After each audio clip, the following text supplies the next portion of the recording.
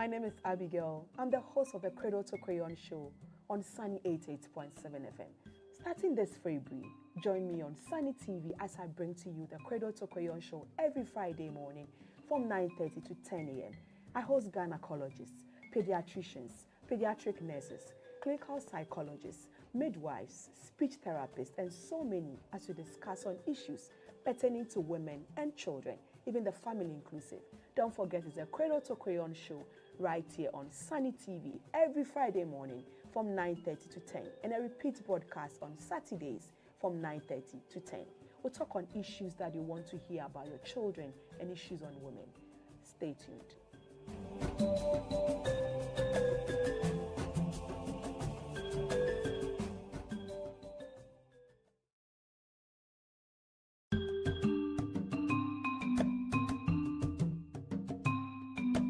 My name is Abigail. I'm the host of the Cradle to Crayon Show on Sunny 88.7 FM. Starting this February, join me on Sunny TV as I bring to you the Cradle to Crayon Show every Friday morning from 9:30 to 10 a.m. Friday morning. It's the very last day in the month of October. We are grateful to God. It's the 10th month in the year 2025. Gradually, we are drawing towards the end of the year, and we are grateful for the gift of life. My name is Abena. Welcome you to Cradle to Crayon Show right here on Sunny 88.7 FM. Your life across the world on www.sunnygh.com. We say thank you to our sponsors, Back Specialist Hospital and Rohi Children's Clinic. In the course of the show, we open our phone lines. You can get involved, your contributions, whatever it is. My guest is here to answer. Don't forget, we also live on Facebook, our Sunny 88.7 FM Facebook page, Cradle to Crayon Facebook, and also our Sunny TV Facebook page. And also we're on Sunny TV. Watch us and enjoy this discussion. Now, this morning, I have here my guest. She was here last week, a midwife extraordinaire from Greater Accra Regional Hospital. We are discussing induction of labor. Once a midwife is here, you know it has to do with labor, delivery, everything that has to do with your baby. I want to talk about what this actually is, what are risks involved, how the method is, and for those who refuse it, which other alternatives are there for them. But before then, we'll take a break. Stick and stay. In the heart of our community, a radiant symbol of hope. In the heart of our community, a radiant symbol of hope shines bright. The Cradle to Crayon Foundation, in collaboration with Honorable Alfred Oko Vanderpoy, MP for Ablikuma South constituency, warmly invites you to the 7th edition of the Worm Free Child Project. The Worm Free Child Project is deworming 1,500 children between the ages of 3 to 13 years, sensitize and educate them about the dangers of worm infestation and extend a caring hand to address other ailments they may face. Date is Saturday, 15th November 2025 at Mamprobi Girls School, 8 a.m. sharp. This edition is sponsored by Yum Vita, Jacora Ventures, Linked Medical Services, Kesta Cakes and Pastries, Sankofa Foods, X Natural Mineral Water, Kivo Gary, Eddie's Pizza, Mr. Yogurt, Cleanol Wipes, Cocoa Dairy Free Milk, Transnational Insurance Brokers Limited, Alisa Hotels, Oro Insecticide Spray, Cracks, Don Simon, Fairway Supermarket,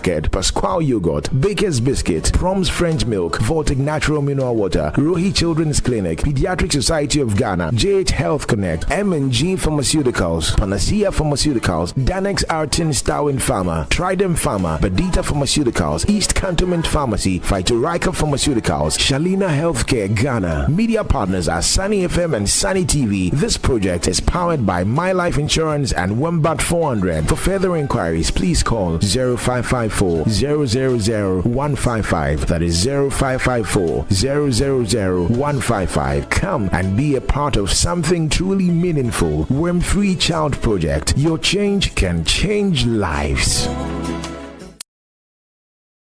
88.7 FM. I'm excited. It's the 7th edition of the Worm Free Child Project. We brought you first, second. We've been to a lot of communities, and this time around we are going to Mamprobi Girls School, targeting the kids around the environment, the environs around Choco, Mamprobi, Kolegono, Kolebu, all those around there. This is your time.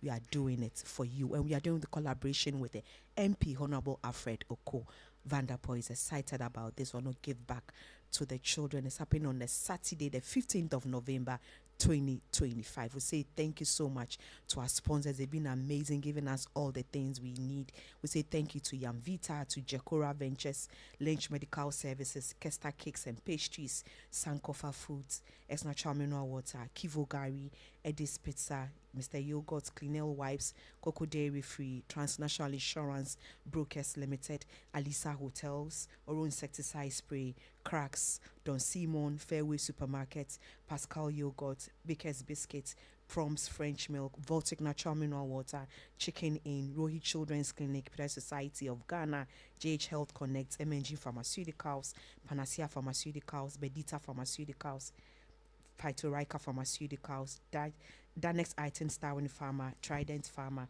is Cantonment Pharmaceuticals, and then Shalina Healthcare Ghana. And also to thank you to our amazing media partners, Sunny FM and also to Sunny TV. This project is being powered by My Life Insurance and Wembat 400. For any inquiry, we want clean, used clothing, whatever donation, whatever contribution it is you want to give to the children, can call 0554 000 155. Come and be a part of something truly meaningful, for your change can change lives.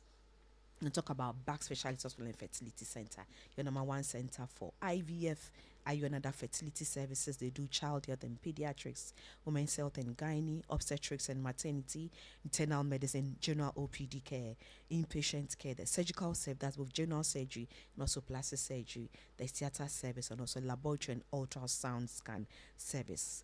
Locate Back Specialist Hospital and Fertility Center right here in Accra. They are in Taifa, or call them on 0558 862-292 or 0592 196003. Back Specialist Hospital and Fertility Center, integrity and excellence in healthcare. Our WhatsApp number this morning is 0540 130 684, discussing induction of labor. My guest is Mrs. Rachel Hesimate, midwife extraordinary with Accra Regional Hospital. Rachel, good morning. Good morning. Today I can see you in full. Yeah, straight from work. From work, yeah. I get it. So, induction of labor, what does this mean? Usually people will say, what induction? Forced labor. Forced labor. Yes. Okay. Forced labor. So, good morning to all our listeners.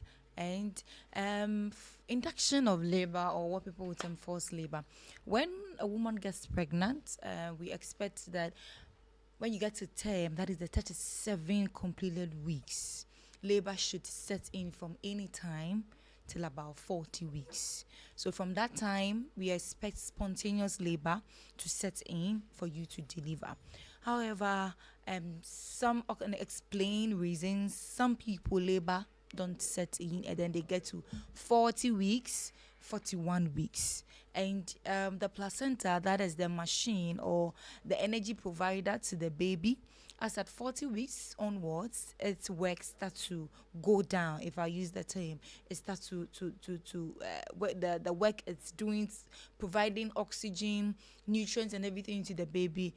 There is insufficiency of those provision.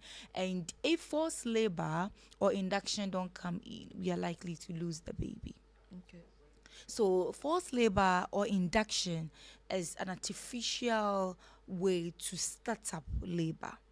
So labor is not set in spontaneously or naturally, but this time around is the health provider, your midwife, your doctor, obstetrician, is the one who is coming to start the labor for you, because you've waited throughout to 40 weeks, 41 weeks, no show, nothing is happening. You can't wait further. We have to intervene by inducing you with, we'll talk about the methods, but that's basically what induction means. And this happens quite a lot, though the majority gets into spontaneous labor, they come in and deliver. But the few that don't get into labor before 40, after 40 weeks, they go through the induction. Also, there are other things that, like what we discussed last week, when one has oligohydramnios and where you've got into your near term, would rather want to induce you so that baby will come as fast as possible. There are some instances where mother is term, but spontaneous labor has not set in, but mother is recording high BPs. Okay. We want to end the pregnancy to control all the BPs and all that, induction can be done for you to end the pregnancy. So when the moment is put on your table, it shows that the mother, the baby is at risk, or there's a problem. Something is not going as expected. So we need to come in and then intervene while before you get into a period where now you can't feel the move of the baby because maybe the placenta work is now insufficient. So you get mothers that don't go into spontaneous labor, and then you tell them, you know what, when you hit this day, when you towards the end of pregnancy, they come weekly. So by next week, for instance, next week Wednesday, if you are 39 weeks or you are 40 weeks today, you visited, and I said, okay, by next week Wednesday, 39, you are 39. By next week Wednesday, you'll be 40 weeks. If labor doesn't set in, we're going to induce you or give you forced labor. Now, I expect health workers or healthcare giver in that space to explain to the mother that, okay, this is the reason why we want to give you forced labor or induce you. Some give the explanation, some too, they don't know. They come home and they are like, if they have a friend who is in the health space, they'll call, they say, mommy, forced labor. You know, they start to think a lot. But when you explain to them the reason why you are giving the forced labor or it is needed, they tend to comply and understand that they really need this. So it's basically an intervention that comes during the pregnancy period. Okay. It looks like all these reasons are medical reasons. Are there times when there's elected, the woman decides that I want to have my baby? There are times where for maybe professional reasons or occupational reasons, she will be, maybe she has exams or something. That's very rare as well. You get them say that, okay, I have to travel, have this at this particular time, so I'm term. We won't do it if you are not term. So maybe you are 38 weeks, you are 39 weeks, and you speak to your obstetrician. They may induce the labor for you. But bear it in mind that if the labor is induced and you exceed the number of doses that they are supposed to give you and still labor doesn't set in, you are a candidate for cesarean section. Also, I mean, there are times when it's not always effective. Yes, but it's slim. Okay. Most of the times it's effective, but we get cases where even a few weeks ago, I think 2 weeks ago, induction was done and it failed. So your indication for the what CS accounts for the failure sometimes? That is some of the things we can't really explain because the intervention that is expected it didn't work. And there's nothing that can be done. The next action that can be taken is take you to the theater and then go and section it. So you see them say that CS on account of failed induction. Okay. So it's an indication for cesarean section because we have quite an amount of dose of the medication we use that when you hit that point, you can't go any further. You have to take the next line of action, which is cesarean section. A mode of delivery. Okay. Last week you had mentioned that some women refuse it. What accounts for that? Yeah, so just like from the onset of pregnancy, every woman, every lady knows that, okay, me do baby at a point in the pregnancy when I'm term or when I'm completely 9 months, as layman would say, when I'm 9 months, labor will set in and I'll go into labor and I'll deliver. Now, I'm 40 weeks, labor is not setting in. And then my obstetrician or the midwife tells me that to induce the labor. She wasn't expecting this. So some spiritual belief or moral beliefs will go home and will be like, okay, I believe my God will do it. So maybe you've booked for Tuesday. She may not show up because she believes that naturally it will set in, and that is where some of them come in, and then it doesn't go well with them because if you are 41 weeks and you've been booked for IOL, that is induction of labor, and you don't come in, and I told you the last time she came, she didn't come at the point where she was asked to come for the induction. Few days later she came with the reason of not feeling the kicks of the baby. When she came, baby's heart rate could not be recorded. So it tells us that so it is like also there's fear. Yes, there's That's fear. something. Because the truth of the matter is, induction of labor is quite painful, more Than when the painful contraction sets than in. when spontaneously Okay. labor sets in. Okay. So communication travels a lot. Hey, am I forced labor? Hey, yeah. Papa. That's what You everybody get it. Yeah, so even when they come for antenatal, they discuss among themselves. Maybe I've experienced it before. But see, I'm forced labor. So right from there, she has that forced labor when that I hear it mentality. is a no-go area. Okay. But we all have different pain threshold and how we are able to cope with pain. Maybe hers was very painful. Just yesterday, monitoring the labor, this woman, is the way she's able to manage the pain. She's not screaming. She's just Was first baby? slapping. Yes, that's her third baby. Third baby, okay. She's gone through the stages. Oh, she was just snapping the fingers, and before we know it, she was She there. had delivered. And when she came in, because this is the third child, she came in. She was forcing him. After examining, I explained to her, you know what, your membranes are bulging. You're not really having adequate contractions. For baby to come out, you need adequate contractions. So let's rupture the membranes and see what is happening. We ruptured the membranes. It was clear. Within some few minutes, the contractions started picking up. Started having very strong contractions. In less than 2 hours, she delivered. So people, they have a conversation among themselves when they go for antenatal, and hearing that fear will make her refuse it. So it is the duty or an extra work of the midwife or the doctor to explain, give the consequences of whatever she's going to take. If she understands, they'll definitely comply and then be ready to come in for the induction. And then also, because they know, find out from them what they've heard about induction, what they know about forced labor. The moment they talk about pain, be ready to educate them on the pain management during labor. And that is where I stand at. There is no special congratulations or gift given to mothers who go through the pain. When you come, all that you receive is, tinka. Whether it was a vaginal delivery, whether it was a cesarean section, so there are pain management. There is epidural. There is single shots. Discuss it with your healthcare provider, so that when they talk about forced labor, you know that there is management. Pain management that I can go for that will help me manage or cope with the pain. Well, it's just 11 minutes to top of that. I have here Rachel Hesimati, midwife from Greater Accra region. Also, we're discussing induction of labor. Phone lines have been open. Number to call is 0540-130-684. 0540-130-684. It's the same WhatsApp number. Send us a WhatsApp message and she's here to answer. We say thank you to our sponsor, Back Specialist Hospital and Fertility Center. So, Rachel, I'm sure there are risks involved. Well, there is weird.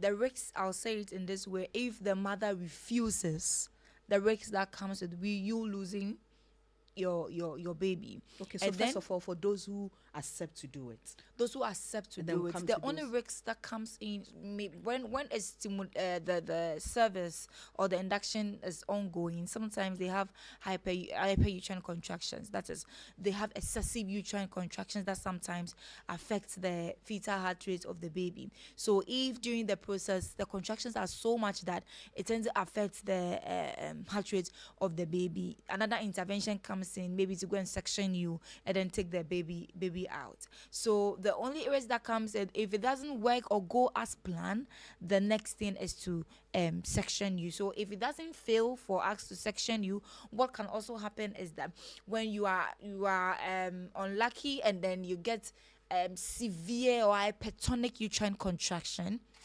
where you are contracting more than expected, and then it tends to affect the heart rate of the baby. We can't let you labor for that long. We have to go in. A CCG will be done, other examination will be done, and then the prompt intervention comes in. That is going into section U. That is the risk of those that tend to accept. But most people who accept, it works for them. Just this weekend, a colleague Another form that will make you go through induction is your water breaking before Your the time. time. So water breaks, no contraction labor has not set in, you will be asked to come Then in. amniotic It's sac important. also Yes, ruptured. yes, that's the membranes that Okay, ruptures. okay. You are asked to come in, and then induction is done for you so that we can get baby out quickly, because whatever is protecting the baby, as we discussed Has last been week, opened, is released, broken. yeah. So baby is at risk of infection. Now when you come in and then they start up the labor, some come in, and when we give them some time, just like this weekend, we gave her some time, and she started having contractions, which builds up gradually. And Did you when plan? You initially planned to do induction. induction, yes, Okay. because her water broke before labor. She's 10, yes, 39 weeks plus or 38 weeks plus, but labor had not set in, but water is broken. So she came to the hospital, and the plan of management was to start induction. However, we were monitoring her and the baby for some time. So they're having contractions. Okay, let's monitor and see whether it's going to pick up. So we don't just go straight. We look at other things as well. So monitoring her, it picked up. Okay, it wasn't too adequate. The next thing that came in was to augment the labor, because the heart rate was fine. So the labor was augmented with some form of medication. She started having adequate contractions, and before evening, she had delivered. Okay. So we may tell you induction. If the water breaks, then it should tell you that if water breaks, some people will go into labor, others don't. So if you don't go, if all things being equal, assessments and everything is fine, they'll induce you. If they don't, if they induce you and it doesn't work, that is where you are taken to theater for field induction, and then they take out your baby for you. Okay. So this question is saying that, please, is it different from augment? Yes, so augmentation is different, because with augmentation, labor are setting, you are having contractions. However, the contractions are not adequate. Now, when we say adequate contractions, we monitor the contractions in 10 minutes. Now, within the 10 minutes, we are expecting you to get about 3 contractions, and these 3 contractions should last from 40 seconds and above. So if, yes, you are in labor, you come in, but when we monitor your contractions, you are getting 1 in 10. So within the 10 minutes, you are getting maybe 1 or 2. And it's lasting 28 seconds, 30 seconds. This one will not bring your baby. You will be in labor for long time. It won't dilate, because as you contract, service also dilates. So if you are not contracting adequately, the service will not dilate. So the augmentation augment. We want to, push up Hasten the whatever process. is in the process, whatever facilitates the labor for you. Yes, so it will be put in, and then we titrate the flow, because we don't want to also get you into hypertonic uterine contractions. Yes, so it's different from two different induction things. of labor. Yes. Okay. Let's look at the method. How is it done? Yeah, What so is it there that are you do? 2 in Ghana here, and internationally, 2 methods where we use medications, and then we have something we call the catheter induction, where we use the catheter and then it's being passed into the cervix and then inflated. So as it's being inflated and the cervix is dilating, it falls off, and then it starts to open up. It stimulates the the cervix, and then there is contractions coming in. Yes. Okay. So either they are using medication for you. You see your midwife or your doctor say, I'm going to put some medications either vaginally or orally. So you put under your tongue, sublingual, and then it goes start working, or will be put in vaginally, it start working. The other form is the use of the catheter, where it's been slotted into to inflated to also start up the labor. Okay. So after the method, how long does it take for labor to?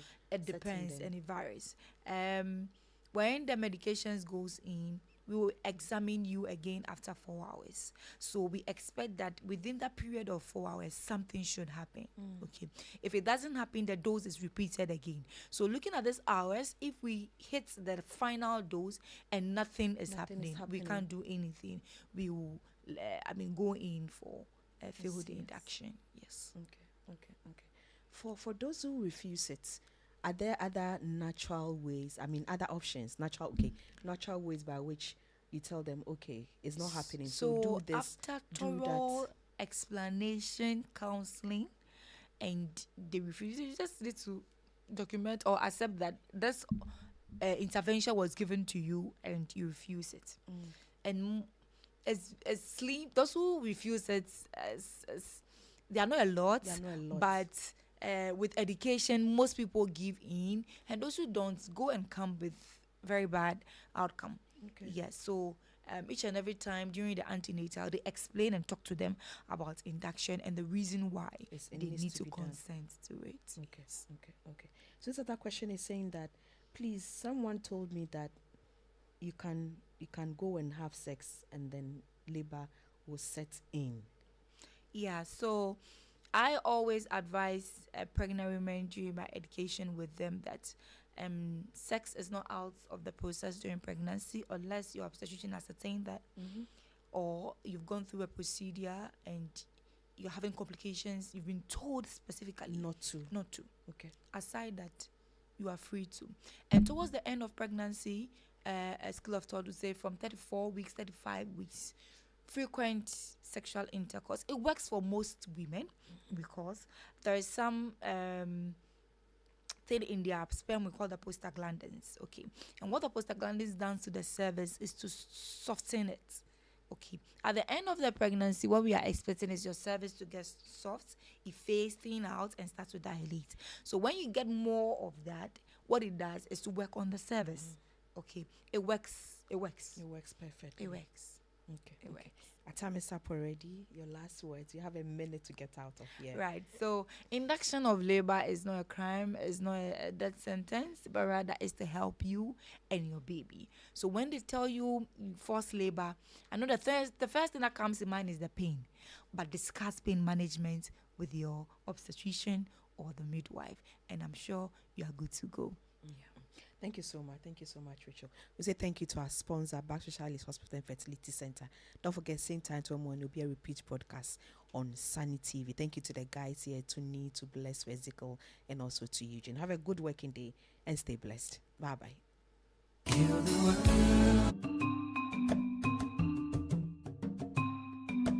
My name is Abigail. I'm the host of the Cradle to Crayon Show on Sunny 88.7 FM. Starting this February, join me on Sunny TV as I bring to you the Cradle to Crayon Show every Friday morning from 9:30 to 10 a.m. I host gynecologists, pediatricians, pediatric nurses, clinical psychologists, midwives, speech therapists, and so many as we discuss on issues pertaining to women and children, even the family inclusive. Don't forget, it's a Cradle to Crayon Show right here on Sunny TV every Friday morning from 9:30 to 10, and a repeat broadcast on Saturdays from 9:30 to 10. We'll talk on issues that you want to hear about your children and issues on women. Stay tuned.